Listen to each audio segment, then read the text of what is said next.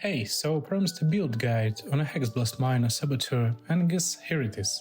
First of all, I'm not the original creator. I'm also not a great player in general, as my game knowledge is a bit above average, my overall mechanics are pretty mid, and my build creation is almost non-existent. So all credit goes to some random Korean guy I found on YouTube, link in the description.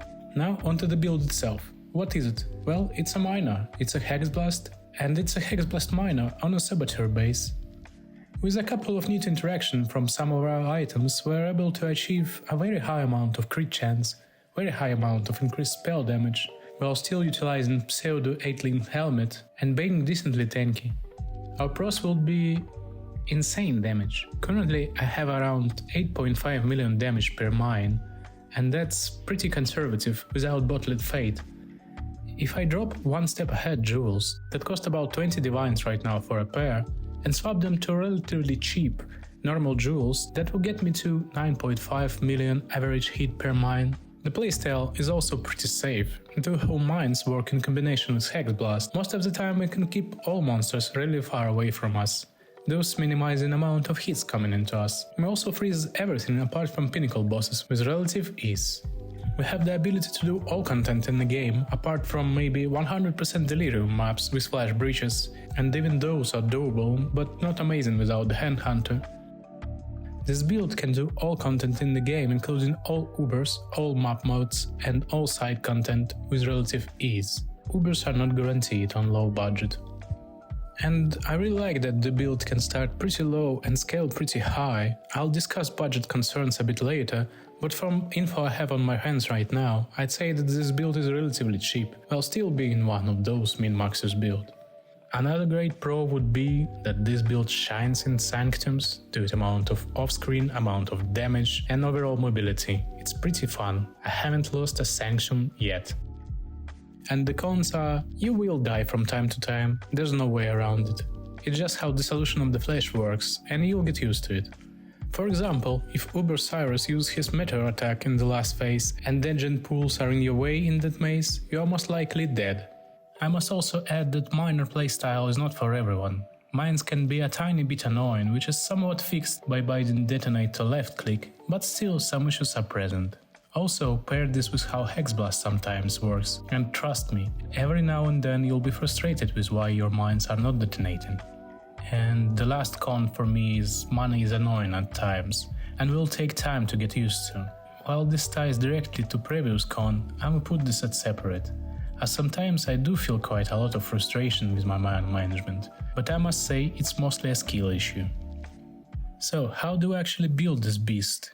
Bulk of this build power is based on high flat base damage from Hexblast, Hexblast ability to deal 100% more damage with hits against enemies that are hexed, and one funny little shield called Wrathpit. What this shield does is gives 5% increased critical strike chance for spells and 5% increased spell damage per 100 maximum life. So with 6000 HP, that shield alone gives us 300% increased critical strike chance and 300% increased spell damage, which is a lot for a shield, but Wrathpit comes with a downside, and quite severe one.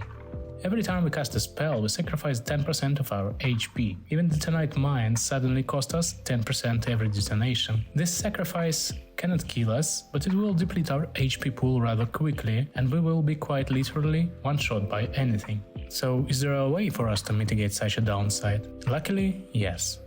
Tech called Dissolution of the Flesh unique jewel. This jewel, apart from disabling our energy shield, completely changes our HP damage interaction from heat depletes HP, we then regenerate it somehow and move on, into a much more weird one.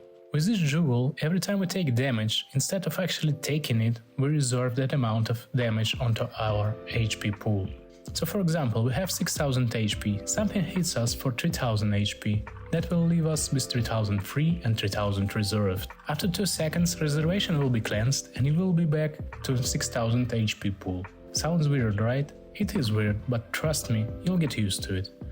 What this interaction between those two items allows us to do is let Wrathpit sacrifice our HP, since that cannot kill us, while still running around with basically free max health, due to the fact that games allows you to reserve mana or HP without spending them.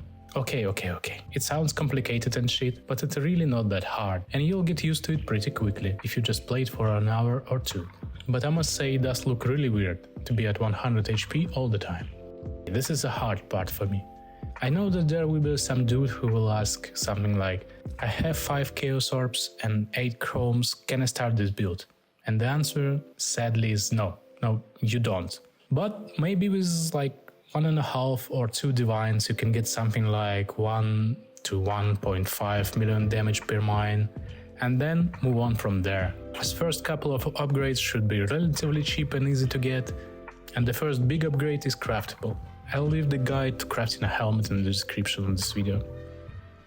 I started this build with about 15 Divines total, and then it got me to 4.5 million damage per mine, which is more than enough to comfortably farm all content except for Ubers and 100% Delirium maps. My current version is 8.5 million damage per mine and cost about 85 to 90 Divines I think, with 20 of them being one step ahead jewels, which are pretty disappointing, and something like 45 Divines in Grand Spectrum jewels, but those are really good.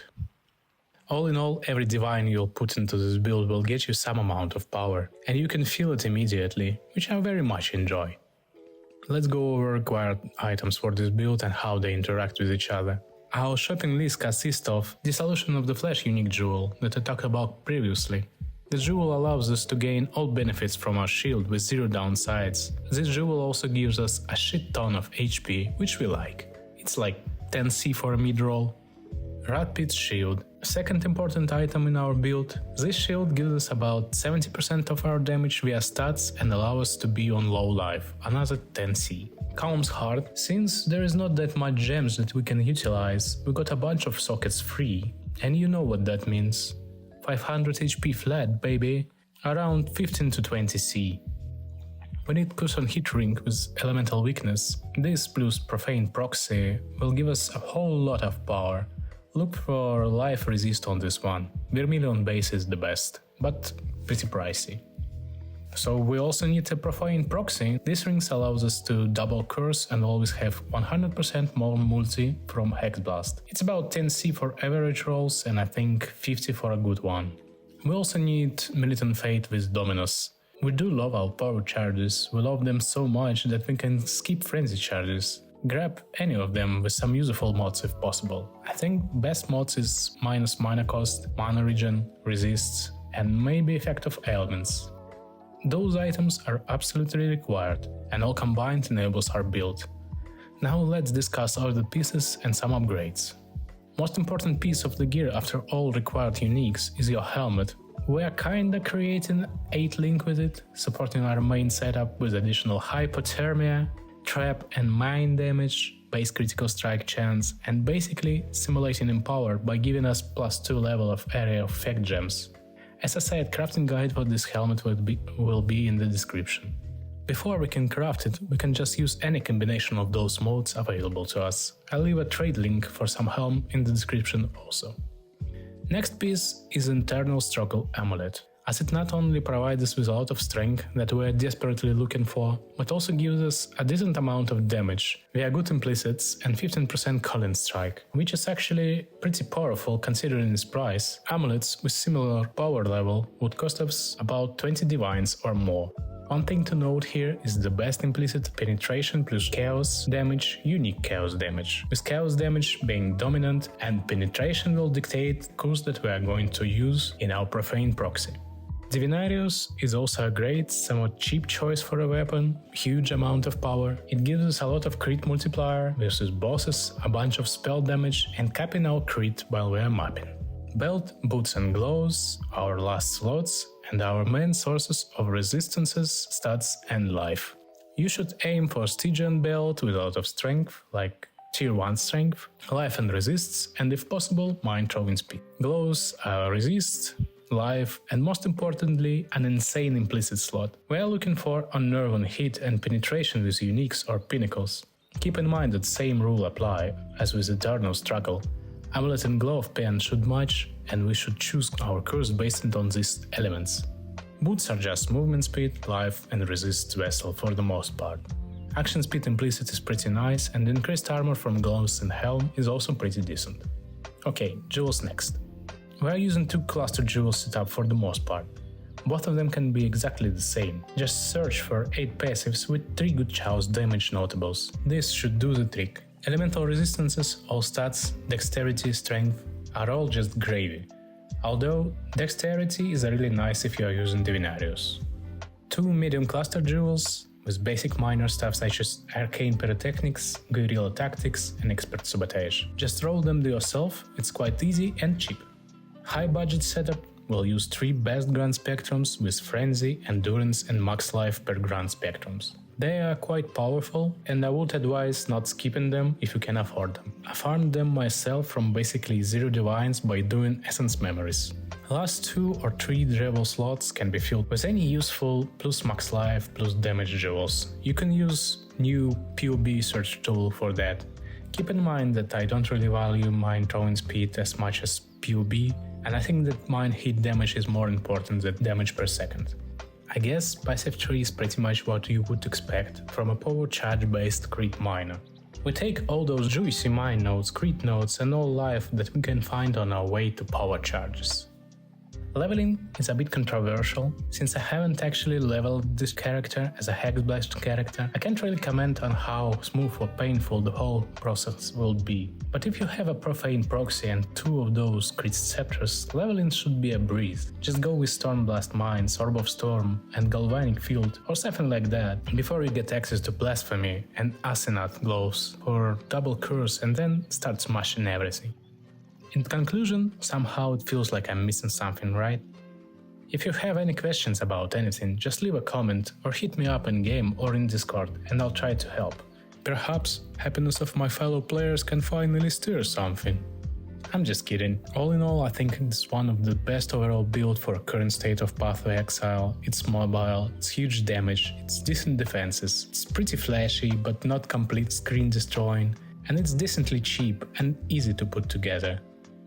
Anyways, I wish you all a happy new year, happy holidays, and go blast them